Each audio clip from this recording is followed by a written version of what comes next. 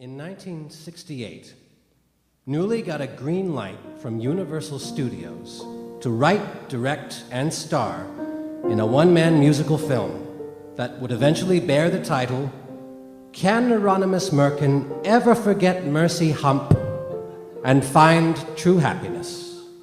That's Hump, H-U-M-P-P-E.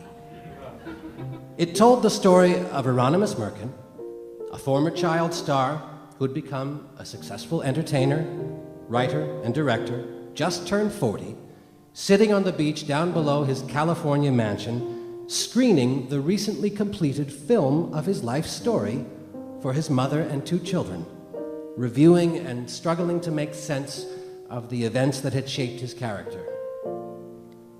Newley put everything he'd ever learned about himself into this movie, along with stylistic homages to his heroes, Ingmar Bergman and Fellini.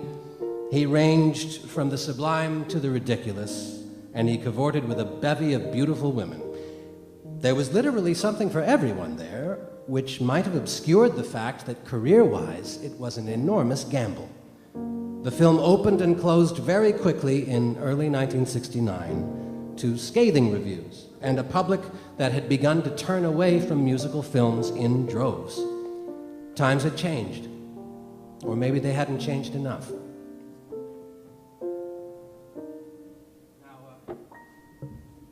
If you'll forgive me, I just wanted to take a moment to explain how I got into all this.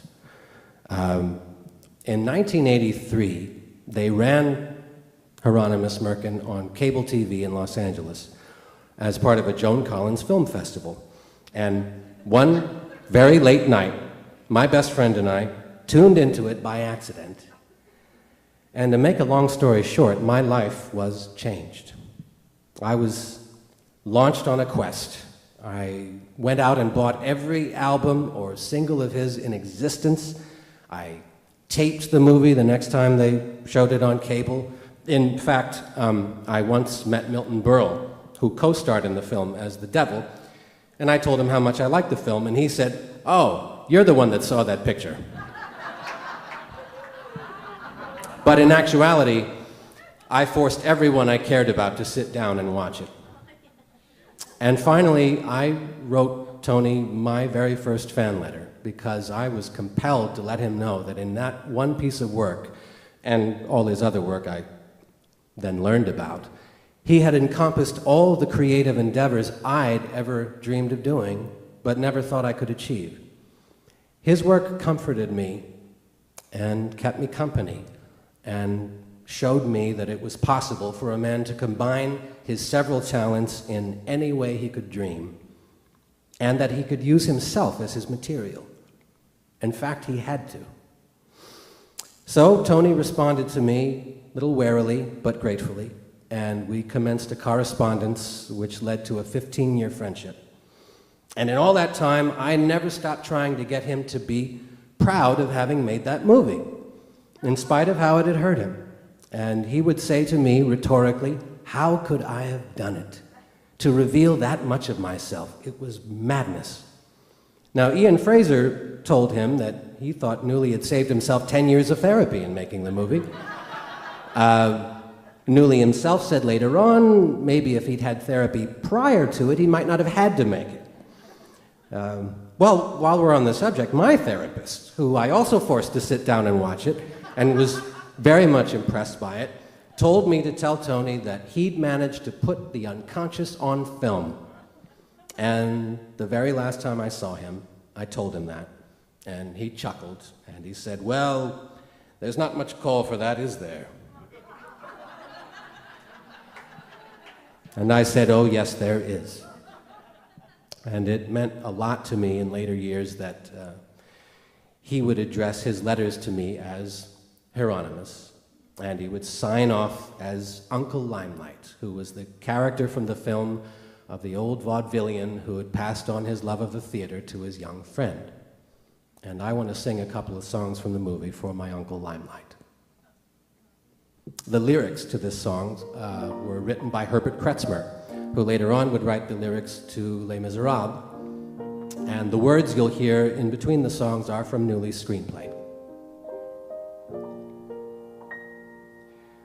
Poor Punchinello, laughing at fate.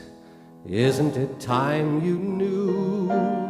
Learn, little fellow, before it's too late, that fate has the laugh on you. If all the world's a stage and life is just a part we play, learn from an endless page. Why should we dare the things we dare? Why should we care at all? Surely the gods must laugh somewhere, watching us as we fall. Would it be true to say that if the world is just a stage, my life is more than just a play?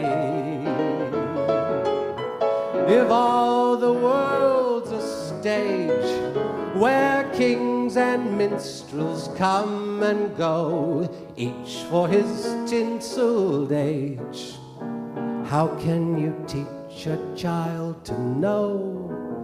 How can you say to youth, living is just a passing show, and we'll never know the truth? Well, it must be true to say that if the world is just a stage, life is no more than just a play. You know, I may not be a clever man, but I do have this compulsion to know. I want to know why I do these things. I want to know how I fit into the scheme of things, into this whole thing you have here, okay? Look, I know I'm just a grain of sand on the beach, just a caraway seed on the rye bread of life. I've come to terms with that. I also know I have just so much time. I don't have my insurance policy right here with me, but I'm sure you're familiar with the terms. But while I'm here, I do want to do things without screwing up. Look, I know you're busy, but I came up here to talk to you personally. How many people climb up mountains to talk to you these days?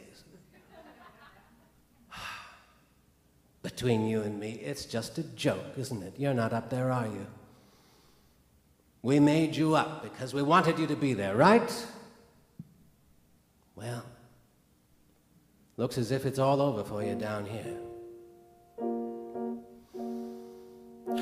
And if I were you, I wouldn't worry about it. A man is alone from the day he's born to the dawn of his last goodbye. And if anyone tells you anything else, he's selling you the same old lie. I need no gods, I believe no dreams, and it seems that I've always known that we laugh and cry, that we hope and sigh, that we live and we die alone.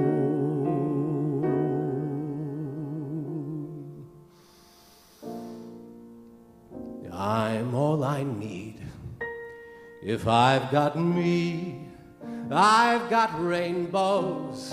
If I've got me, just you see how the rain goes away.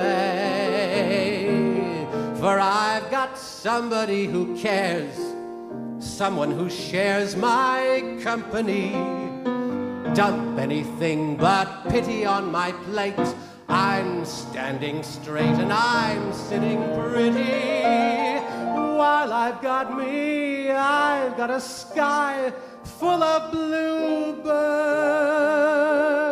When did you see someone as lucky as me? I'm all I need. If I got me, who needs people? The guy you see at the top of the heap will be me. So keep your penny songs of love. Me, I'm above that sing-along. I've got a song I'll sing to the end, and I've got a friend indeed. It's me. I'm all I need.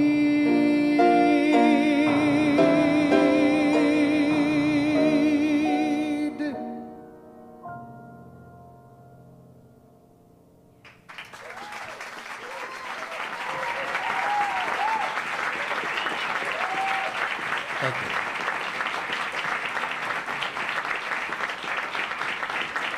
Thank you very much.